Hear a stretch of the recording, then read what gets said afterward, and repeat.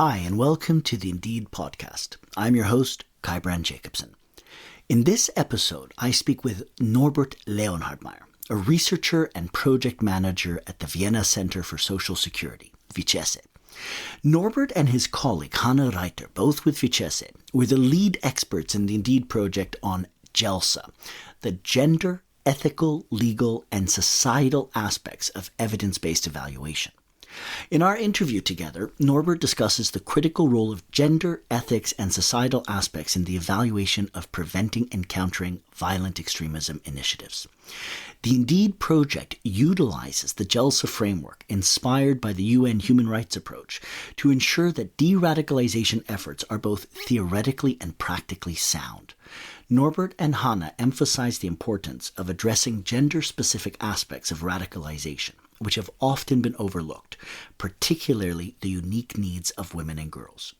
Additionally, he highlights the necessity of engaging with vulnerable groups, urging practitioners to consider the diverse and contextual vulnerabilities individuals may face. The project's evidence-based evaluation model and tool, which integrates GELSA, aims to enhance the efficacy and inclusiveness of PCVE strategies.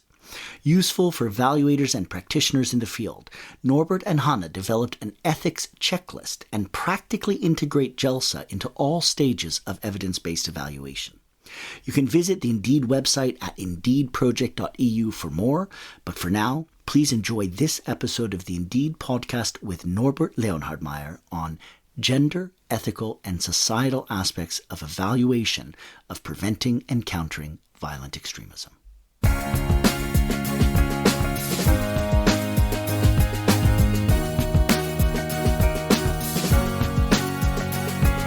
Norbert, welcome. Thank you. Now, Norbert, you work with the organization VICESSE, which is one of the partners in the Indeed project. Can you tell us a little bit about VICESSE and the work that you do? Sure. We are a Vienna-based social science research organization. We are non-profit and been engaged in the last 10 years in predominantly European projects, but also do national and local initiatives. Working on a variety of security issues ranging from domestic violence, human trafficking, de-radicalization, corruption, and more in the field of security research, also on the intersection of security and technology, and all the subsequent implications, ethical implications as they come, and now with emerging AI technologies. Very interesting. The Indeed project, which we're part of, has been pioneering and innovative in many ways. And one of those has been its intensive focus on GELSA, which is what you and the team at VICESSE have been leading and bringing into the project throughout. Can you tell us a little bit, what is GELSA, what does that acronym stand for, and what does it mean in the field of PCVE and de-radicalization? Right. So the way we conceptualized it was to, in short, GELSA stands for gender, ethical, legal, and societal aspects of de-radicalization work and evaluation. And it's derived essentially from the UN's human rights-based approach. They suggest for all projects, initiatives, programs to start essentially with a human rights perspective. We have taken this for the PVCE field and spelled it out into GELSA, taking the sort of the normative framework of the Fundamental Rights Charter, but also introducing a very strong empirical lens into this, meaning what do these aspects mean for practitioners in the field, what are they struggling with, how do they connect with these topics in the pursuit of their daily activities. And what needs did you identify with practitioners? Right. So at the onset of the project, we broke down GELSA essentially in a number of variables to get not an in-depth analysis, but a rough overview to point us in the right direction where the most pressing needs might be identified. For gender aspects, that is, of course, that initiatives or the evaluation that we are engaged in based is essentially on the understanding, of course, of the equal rights and dignity of all genders. But on the other hand, at the same time, to make sure initiatives do devise their strategies in a gender-specific way, that they acknowledge the gender specificity of radicalization processes. It's not the same for young boys and girls, women and men.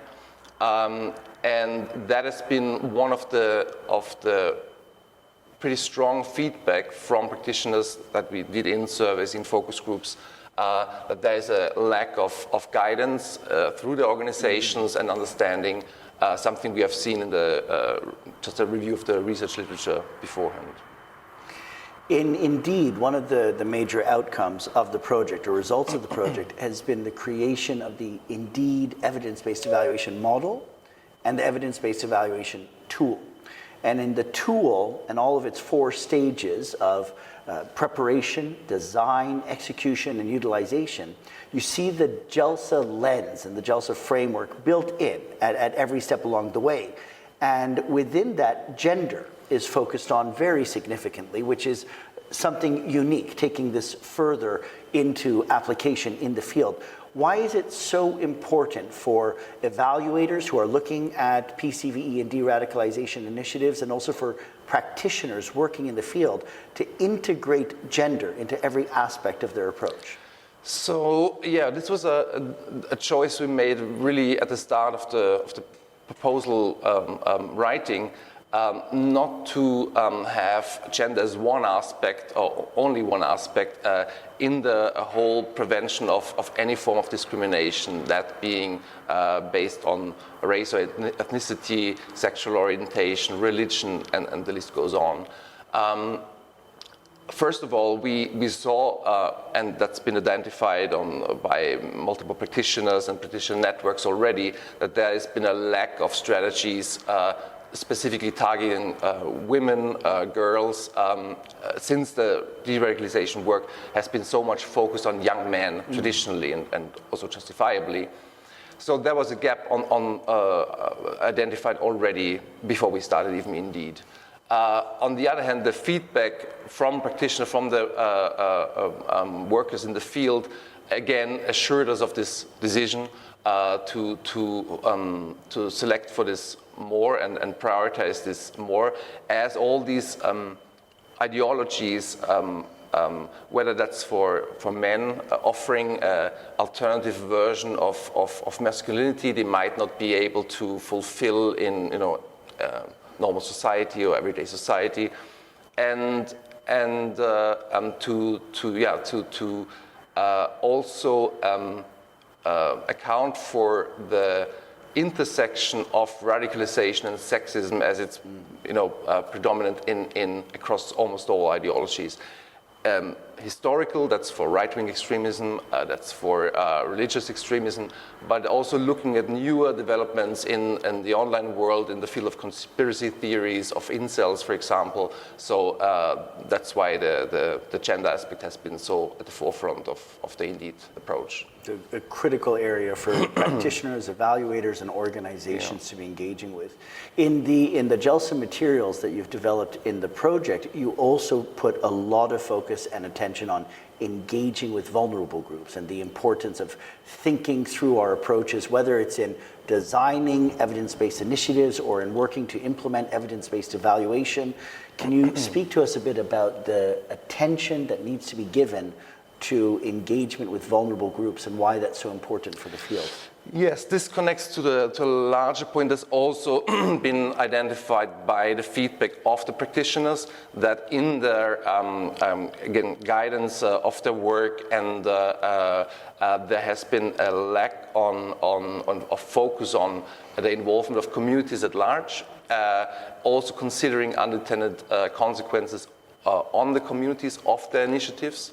That's been actually the biggest difference between speaking to practitioners and looking at the programs themselves. The programs talk a lot about the benefit for society and communities, but there seems to be a quite gap between policy and practice.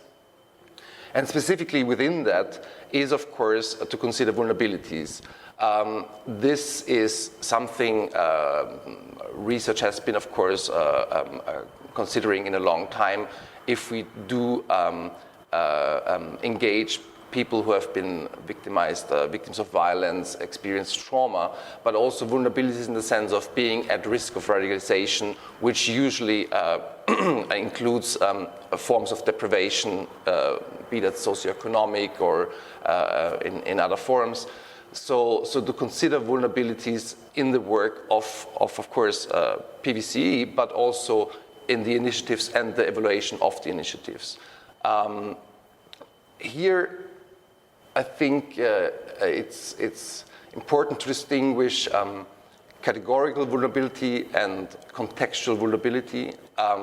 Categorical vulnerability being, of course, especially protected groups, children, people with mental disabilities, who a priori fall under a category that needs to be considered specifically.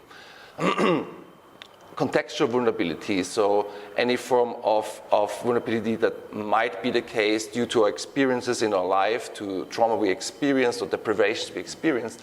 These are important to consider, but it's also important not to assume them a priori.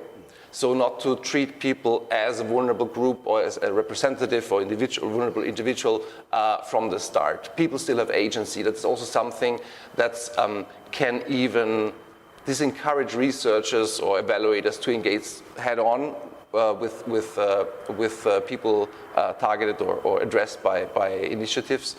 Because there's certain hesitations how to approach this, how to do it safely and securely. And to give room to really analyze whether there is a existing vulnerability that needs to be addressed, but to leave the agency in the decision-making, how the participation should occur, when to withdraw, how to negotiate this with the participant. So I think that's an important lesson to be taken. Absolutely. Norbert, thank you so much both for sharing with us a bit this morning about the work of GELSA within the Indeed project and everything that you and the team at VICESSE have done to bring this forward within Indeed. For those who are interested in learning more about GELSA, the gender, ethical, legal, and social aspects of designing evidence-based initiatives within the field of preventing and countering violent extremism and radicalization, and in looking at how to design evidence-based evaluation, you can go to the Indeed website. You'll find a wealth of resources and materials that have been put together by Norbert and his team. You'll also find that GELSA is integrated throughout in the e-guidebooks, in the evidence-based evaluation model and tool, and sections on the site with dedicated resources where you can learn more about the field. Thank you for joining us for another one of our Indeed Knowledge Series interviews with practitioners and experts working in the field.